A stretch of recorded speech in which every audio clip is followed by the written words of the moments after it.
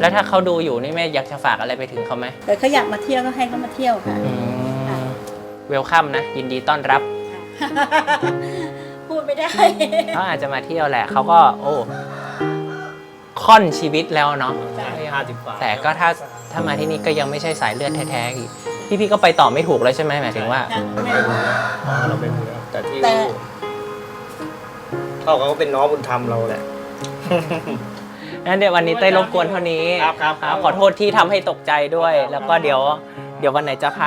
อาจจะพาพี่เขามาหา อันนี้ นะ ด้วยครับ โอเคครับพ่อขอบคุณนะครับ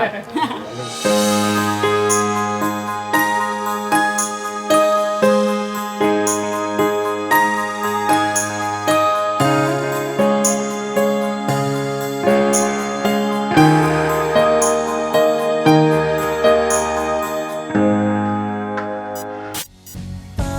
ฏิหาริย์แห่งรักที่พลัดพรากนั้นอนุภาพบันดาลฝากกดฟ้า